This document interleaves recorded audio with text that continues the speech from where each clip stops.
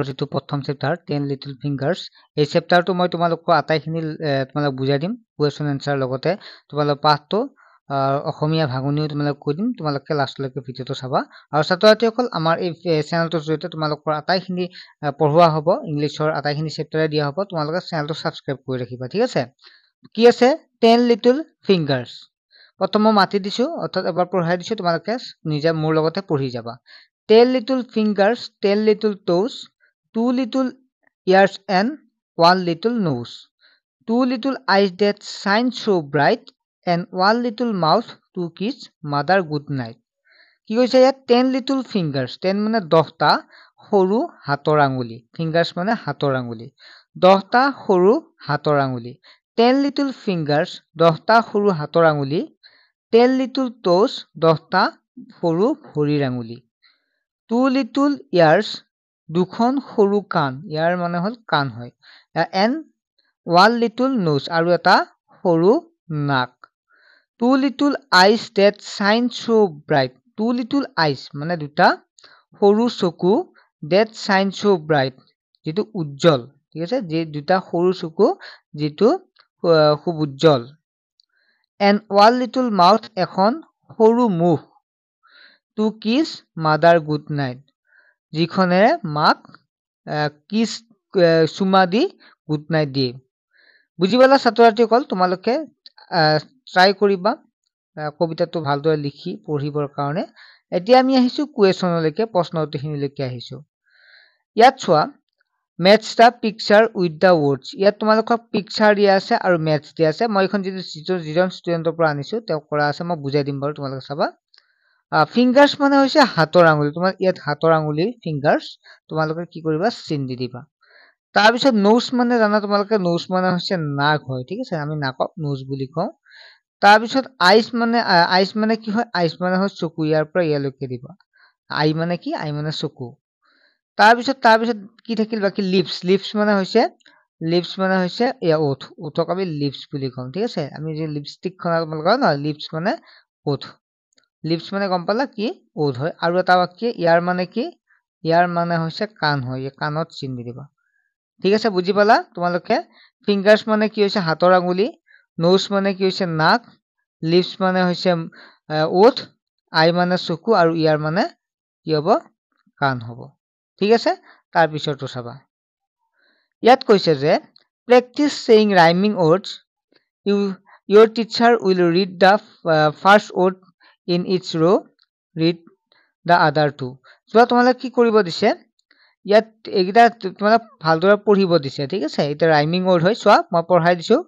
rose nose toes কি বুলি কলো rose nose toes bright night light আকৌ মই কৈছো bright night light হল তাৰ পিছত নেক্সট কি দিয়া আছে ear here near ear here near 10 pen hen 10 pen hen eyes rice price eyes rice price তোমালোকে পঢ়িব চেষ্টা কৰিবা বাৰে বাৰে পঢ়ি থাকিবা তেতিয়া ধুনিয়া হৈ যাব পাৰিবা এটা চোৱা কৈছে 3 নম্বৰ চোৱা a baby duck is called a duckling do you know the names of other baby animals ইয়াত চোৱা প্ৰথমটো কি আছে duckling অৰ্থাৎ ইয়াত তোমালোকক পোৱালি বিলাকৰ নাম দিয়া আছে ঠিক আছে আমি হাঁহৰ পোৱালিটোৰ নাম কি হাঁহক কি বুলি কয় ডাক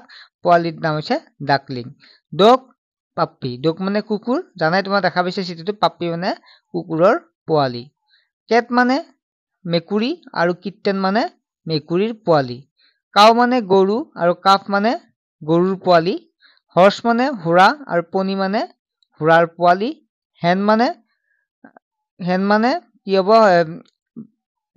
মাইকী কুকুৰা আৰু চিক মানে তাৰ পোৱালি যিবিলাক আমি চৰাই পোৱালি বুলি কওঁ চিক পিগলেট গাহৰি পোৱালি টাইগাৰ কাপ মানে বাঘৰ পোৱালি আৰু গোট মানে কিট ছাগলীৰ পোৱালি নিশ্চয় বুজি পালা তোমালোকে মই আকৌ এবাৰ পঢ়াই দিছো তোমালোকৰ সুবিধাৰ কাৰণে ডাকৰ পোৱালিক ডাকলিন ডগৰ পোৱালিক পাপ্পি কেটৰ পোৱালিক কিটেন কাউৰ পোৱালিক কাফ হৰ্ষৰ পোৱালিক পনি হেনৰ পোৱালিক চিক, পিগৰ পোৱালি পিগলেট, টাইগৰৰ পোৱালি কাপ আৰু গোটৰ পোৱালি কিট।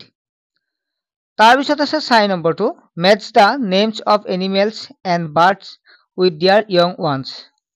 কি আছে তোমালোকে চোৱা ইয়াত মিলাব দিছে, এইমাত্ৰ তোমালোকে যে পঢ়িলা হেনৰ পোৱালি কি বুলি কোৱা হয় চিক, চিকত মিলাবা। তাৰপিছত পিক মানে কি পাইছিলো মই ওপৰত দিছিলো, পিক মানে হৈছে পিগলেট, এইটো মিলাবা পিগলেট।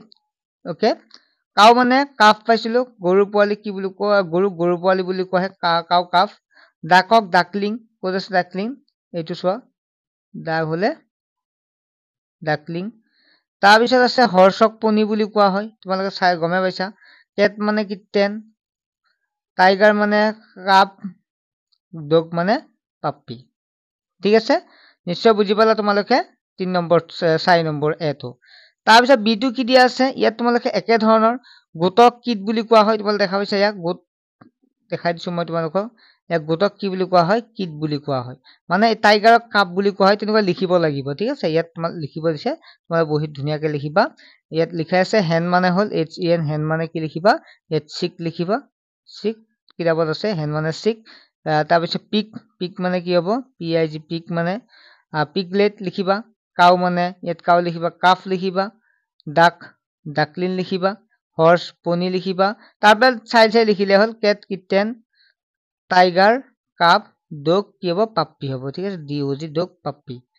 অকে, তোমালোকে লিখিলে পাৰিয়ে যাবা।